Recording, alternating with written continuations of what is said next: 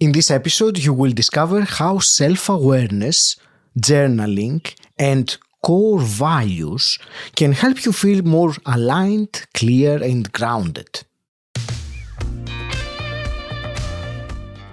Welcome to Personal Development Mastery, the podcast helping midlife professionals gain clarity, shift their mindset, and take confident next steps towards a more fulfilling life.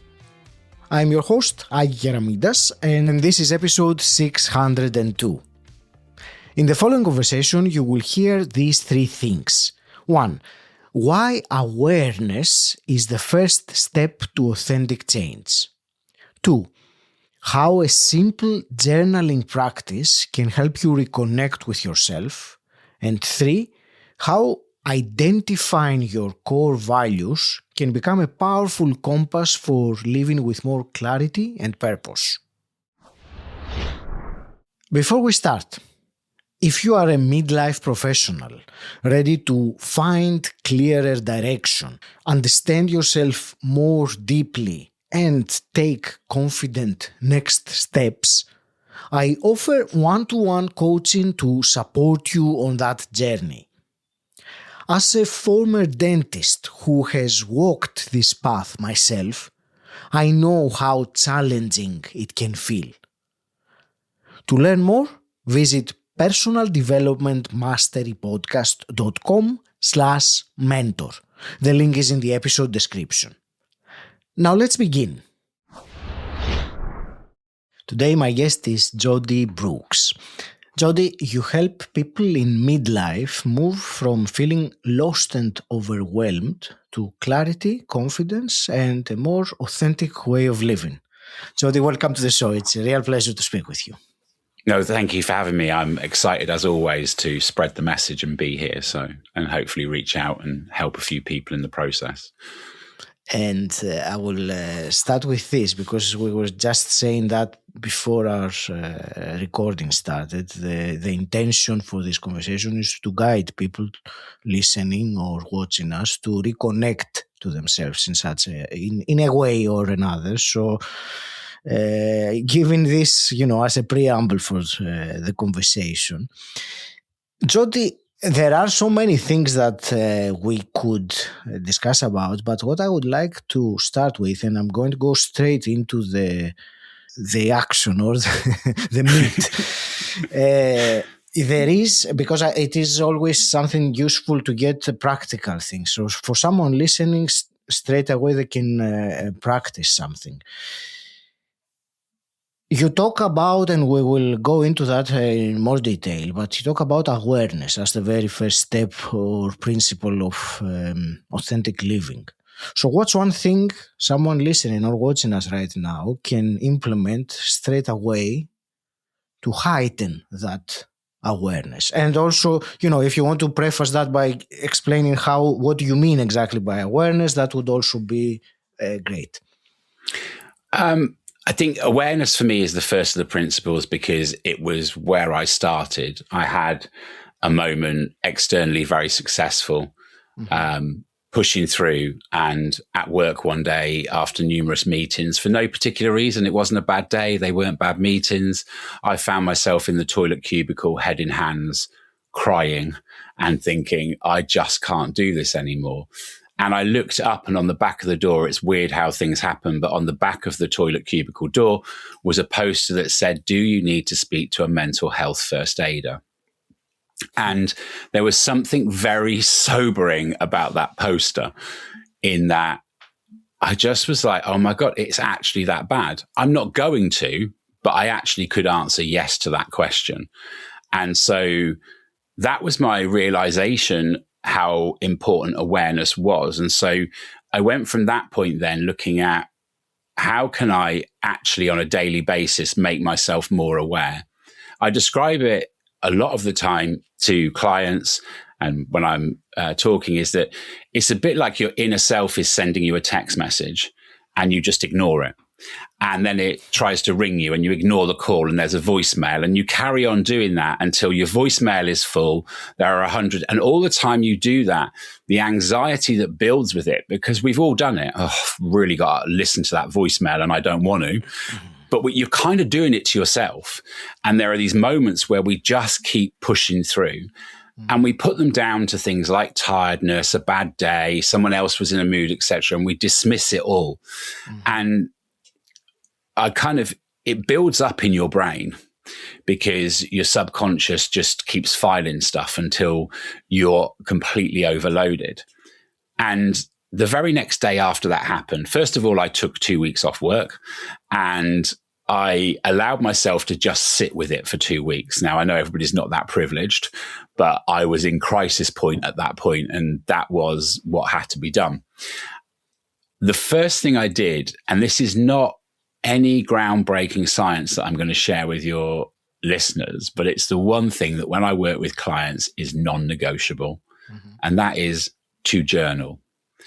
And I started very simply every day, 10 minutes in the morning, 10 minutes in the evening. And through that process, very simple, I didn't set myself up. In fact, some days I actually wrote. A couple of days I wrote, I really don't want to do this today. I really don't want to do this today. I really don't want to do this today. And that's all I wrote. Because it was what I began to learn. And then I'm a bit of a self-help geek. And it's no wonder I ended up a life coach, really, because I have consumed so many books over the years. But I was like, I need to know, because this is working, but I need to know why. And then I started to stumble across research that is now starting to show that journaling 3 times a week for 10 minutes can reduce anxiety and overwhelm by 45%. And the shocking thing about it is it's not what you write. It's merely the action. It's the action of taking time out. It's the action. And what starts to happen in that is you start to answer those text messages. Thoughts come in, etc. And so when I work with clients, I literally have a journal that they do. And in the morning, it says, how do I feel today? What are my 3 gratitudes, and what will make today good? That's it. And it's like 4 sentences, and that's all I get them to do. But that starts to make you aware. It starts to bring you off of autopilot, because instead of rolling out of bed and going through the same routine and realizing that you're already halfway to the office in the car and you can't remember the last 4 roundabouts or the junction, but you're nearly there, it starts to engage you in that process. And as that happens, a lot of those messages that you've been ignoring start to come to the surface. And then again, and so you start to then, instead of the subconscious being pushed away, the process of writing in the journal makes you creates your superpower, because it engages your subconscious with your conscious. And I call that real AI, because it's authentic intelligence. And that's when you take those 2 parts of you, because our subconscious is in fact just like AI. It's like human AI. It deals in so much, 90% of our processing in our subconscious, and it's constantly plowing over this stuff, and it's making decisions for you before you're even aware. Like AI, it just searches its data bank and comes up with a solution. And when we go into overdrive, we come away from our authentic self. And so my whole thing about, when people have this 35 plus midlife crisis that I call a calling, it's a calling to reconnect with your authentic self. It's your world telling you that you're spending far too much time with your subconscious running by itself on autopilot. And then when you do that again in the evening, you sandwich the day and you actually prepare your brain to rest. And what I then do several weeks in with clients is we then start asking in the evening journal, we set the intention for the next day, the night before, because what happens at sunrise starts at sunset is my phrase.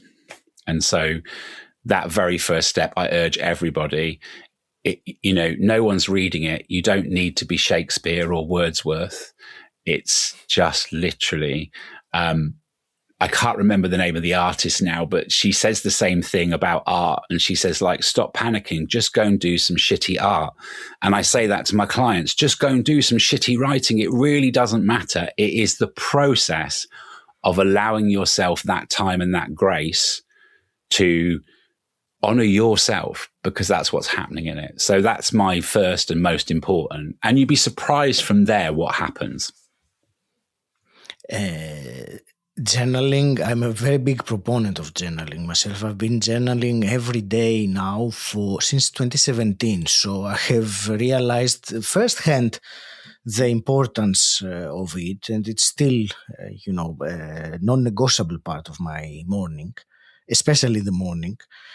I appreciated very much the way that you described the structure, the questions to ask and setting the intention for the next day. So that's wonderful. It's very practical, and it's something that indeed will bring, you messaged about, the metaphor of your authentic self sending you texts and leaving you voicemails, which we ignore. And I liked how, because I think that is important for someone to start to understand. So, okay, if I'm ignoring them, how can I pay attention to them? And I liked the way you described journaling as a way for them to come out, to appear or in front of you and resurface. So it is very practical. Appreciate it very much. I don't know if you want to add anything to that, but there is something else that I wanted to go back now to. There was something that you said about that day when you had the turning point, when you were crying in the toilet cubicle. And you said, when you saw that poster that said, would you like to speak to a mental health aider? You said you wouldn't do that, but it made you be aware. So I wanted to explore a bit with you why that certainty, why you wouldn't do that at that time. Because at the time, and I'm kind of going to probably be a bit political and go a bit widescreen here on my beliefs about what that poster really says. I was in a corporate that chewed people up and spat them out. And I was working 80 hours a week. And I actually found the poster really hypocritical because I was like, so you know how bad it is here. You know how bad it is here because you've got a team of people to pick people up because they're broken. And my claim on that now is I think we have a much bigger question to answer in the workplace. And that's also my passion working with people in midlife is we're all going to be working a lot longer and we need to start demanding better of our employers. The system we have doesn't work anymore. It's a system that's laid over from the 1900s in how we structure workplace and what we think the expectations are. And wellness washing and mental health washing with posters is not good enough. That is dealing with a symptom. What we really need to do is deal with the problem. And so I think that companies need to be very careful because I see one of those posters now or a company that is proclaiming, and they're all there. They're starting now. It's on their websites. We have mental health first aiders. So to me, that just says it's really bad to work here, but it's okay because there's someone you can talk to about it. And in my company that day, the mental health first aider was actually the UK general manager's personal assistant. I was not about to go and tell her I wasn't coping. Mm-hmm. And I think it's mental health is mental wellness. It's a skill set. And, certainly me as a, very qualified coach and trauma informed, I still sit there with clients and say, this is not for me. This is for a counselor or a therapist. I know the remit of my things and I still struggle to understand where the natural flow is for somebody that goes on a 1 day or an afternoon course to be in a position to do that. And I think that really the answer is that we should create work environments where we don't need mental health first aiders because it's okay to say I'm not okay and it's okay to say it to all of your colleagues, not somebody appointed to deal with that situation. Sorry, that was probably a bit political and deep. No, it actually started because when you said about the poster, I did not realize at that time that that poster was actually stuck by the company itself. So I was, but I appreciate your answer. I think it is very much useful for someone to see it in that prism, that it shouldn't be in the first place, because it is like, yes, we will harm you, but we will try to fix you if you are harmed. I will shift gears, Jody, because there is something else I wanted to discuss with you about. And that I think is also something very important for people who probably listening now that have disconnected in a way from what they would like to be doing, or for that fulfillment that fills one's life, despite, their external success and everything that was expected. They have done what was expected of them, but they're not in the place that they would like to be. And something that you talk about is reconnecting with our core values. So I would like to explore this with you. And again, I would like you to focus more on something practical that one can do. Of course, we need to understand better the concept of why we've lost the connection and how to reconnect, but especially the implementation would be, I think, very useful. Okay, so first of all, a lot of the time, I don't think people have realized they've lost them because they didn't know they were there in the first place. And I think that that's what happens when we reach this point 35 plus, is we're like, oh, hang on a moment. I always describe it as though you've got on a bus and, we're on a bus in childhood and it goes quite slowly, but we're told what bus to get on, where to sit, etc. And we don't get a lot of choice. Okay. And then we get to our 20s and we kind of start picking buses, but we tend to get on buses on this journey that are with people that we like or people that we aspire to be with, etc. And sometimes we realize we've got on entirely the wrong bus, or everybody else gets off and we're still sat on it on our own. And then I think for a lot of people, we get on this external kind of remit, you touched on it there, of bus, of going after the things that we're told our success and where happiness lives and all of those things. And so we're on the bus chugging along and then all of a sudden, we don't know where that bus is really going. Mm-hmm. And one of the first things I say to clients is, I want you to imagine that I'm going to ask you to get on a bus and sit at the back of the bus, and you don't know where it's going and you don't know how long the journey is, and you've just got to sit there. And most of them just go, why would I do that? And I'm like, but if you don't have a purpose, then that is exactly what you're doing. Mm-hmm. And into that then comes the values, because our true purpose in life as human beings, excluding all of the external things, the things we may get along the way, which may fall into being a part of our purpose. But really our purpose is to feed our values. Our values are our core needs. And what I learned after awareness was I started to apply understanding, the next principle. So as I answered the text messages, I was like, oh, there's that message again. And that's cropped up. And why do I feel like that? And in doing that, I was able to dig down, and I started to see patterns to things. And, hindsight looking back, I could now categorize them into all situations where one of my core values wasn't being met. Some of my values are integrity, justice, authenticity, growth, and making a difference. And if I look back at those periods, there was a conflict with one of my values, quite often integrity and authenticity in the workplace. And so what I do with clients, and, there's kind of people can reach out to me, but you can find on the internet, if you search values cards, and we do an exercise where we work through 140 values on a card, and people pick their 5 values. Now, it's really funny when you give people 140 because they want to be everything. They want to be kind and they want to be all of this. And you're like, no, you're allowed 5. and so, but I kind of do it in stages. And what I say to people is, first of all, just shuffle them into yes and no. Okay. And then once you've shuffled them into yes and no, you can categorize them. And you tend to find that, because there's things like, fairness, equality, etc. You could put all of those under justice. So what we start to do is we group them in until we get down to 5 core values. And then from those 5 core values, that really tells you what's going to make you happy.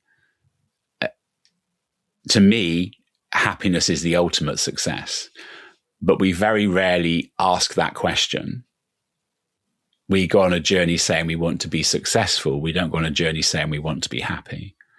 And so quite often the things that we think success is happiness, but happiness is success, if that makes sense. And so what we do is we go on a journey that leads us to something that we think that's where it lies, and then it doesn't. And so that can be really derailing. So having these core values then gives you an indication of where your inner self, your authentic self, would be happy. Because mine is happy in a world where there is integrity and justice and authenticity and growth and making a difference. Then that allows me to really set a destination where I know there will be happiness. And that also takes me on a road where there is joy, because I want to be on that bus that's going to the place, to this magical kingdom that I've created in my head where all of those things exist. But then you start to live those out. And the reason it's called the 9 principles is because they're not 9 glossy words on a poster. They are 9 ways of being. A principle is how we live something out. And so with each of them, it's how we live that out in our life. And so awareness first. And when you're aware of what's really going on, rather than being on autopilot, you can start to think about why it's important and why it isn't. And under all of that is your values. And you can go on the internet and look up values cards or email me and I have them. So let's say someone is doing that and they pick out of the 140, they pick the 5 that they represent, their core values. How can one start using them as a guide towards actually living them out? I think that's a phrase that you used. How can one start to implement some abstract, many times, integrity, or they can be more abstract than we can put into action? So then what we do with the values is we take them and we make them into lived sentences. And we start this by saying, I will show up with integrity, or I will know I've shown up with integrity because. So, for me, it will go with integrity because it's one of mine, is that I will live out my life in my truth, owning my truth, and never letting anyone steal it in order to maintain my integrity.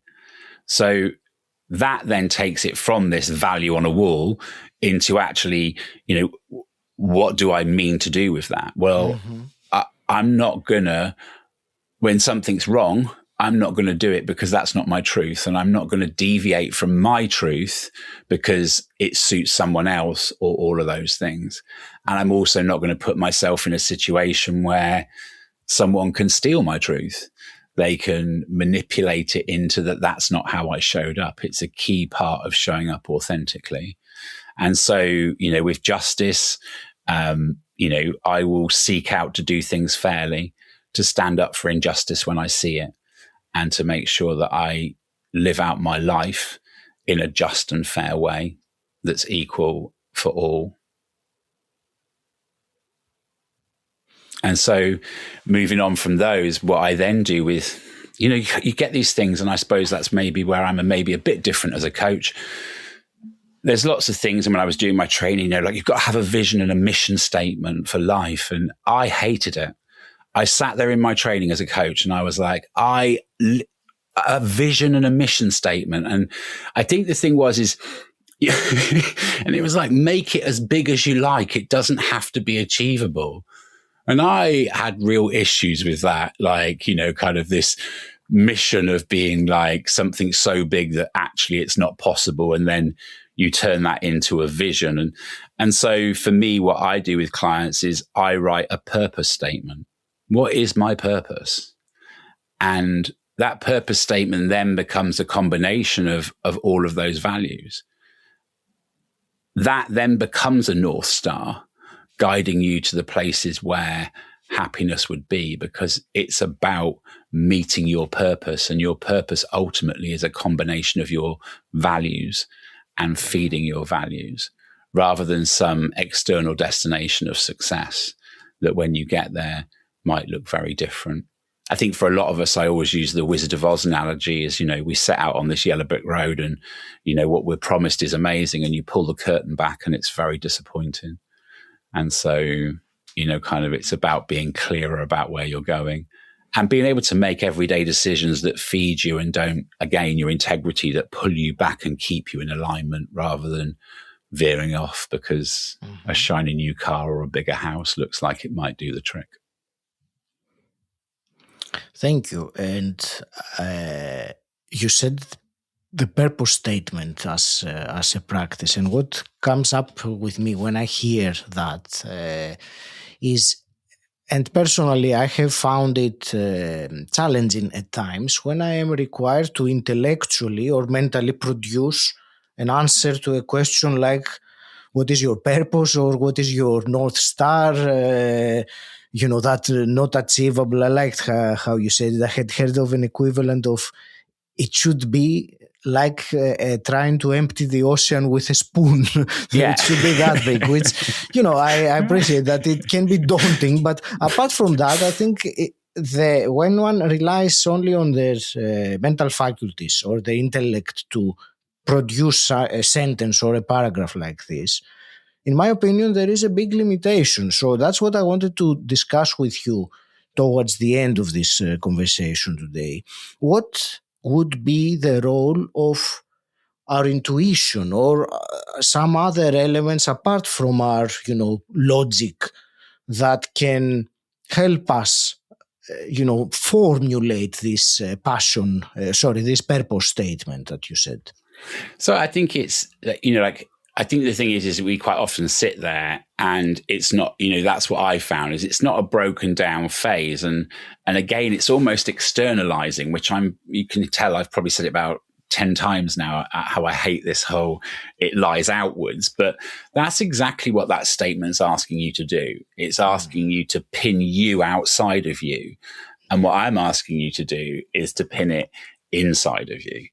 And so by working from the values first, producing that becomes much more important and much easier, because by creating each value becomes a sentence or a little paragraph in itself. And if you merge those paragraphs together, you actually get your purpose.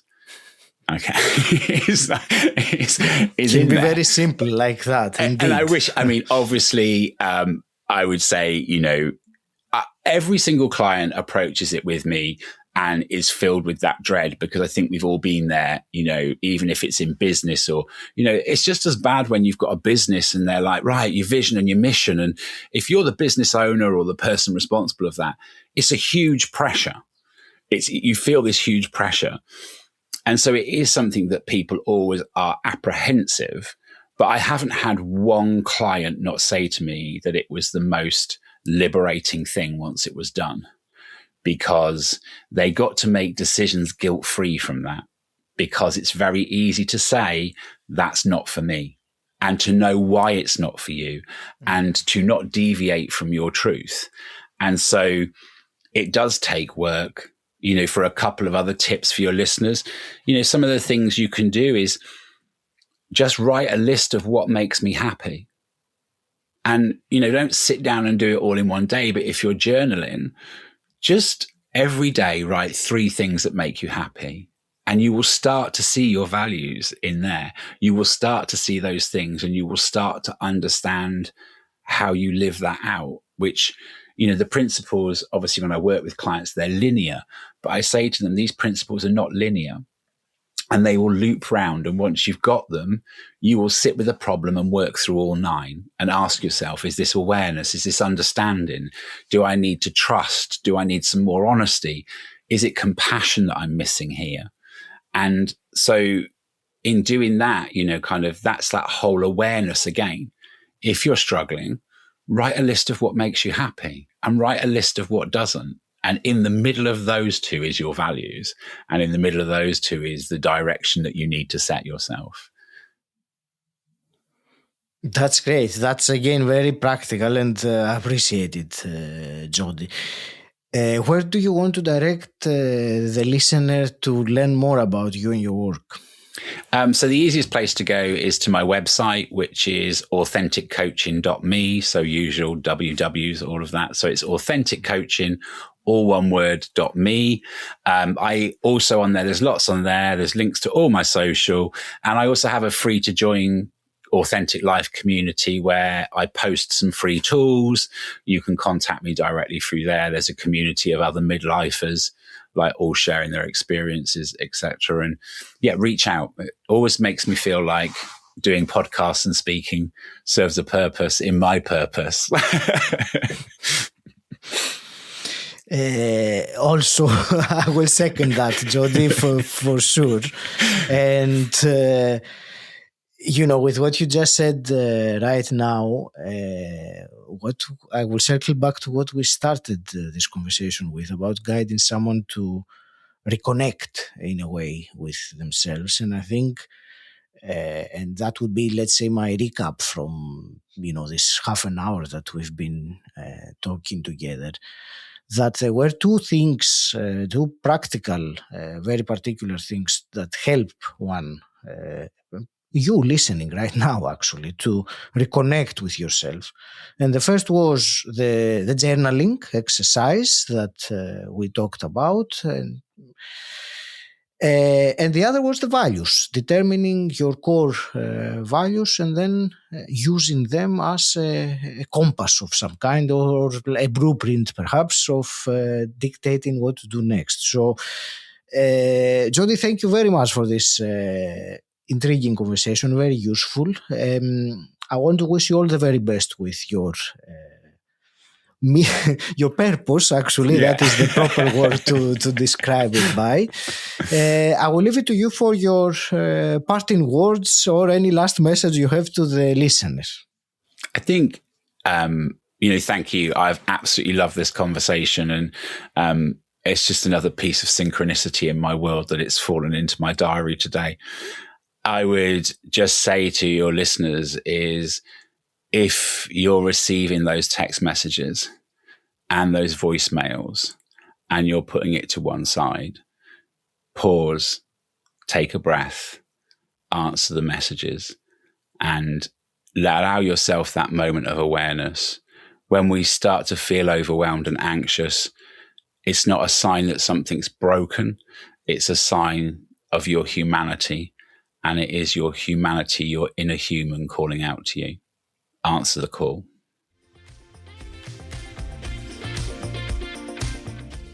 Thank you for listening to this conversation with Jody Brooks. I hope it has given you a new perspective on how to listen to yourself, honor your values, and create a life that feels more aligned and true.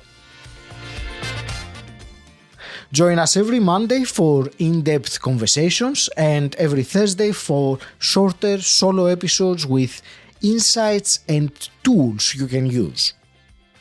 If you are a midlife professional ready to find clearer direction and understand yourself more deeply, I offer one-to-one coaching to support you on that journey. To learn more, visit personaldevelopmentmasterypodcast.com/mentor. The link is in the episode description. Until next time, stand out, don't fit in,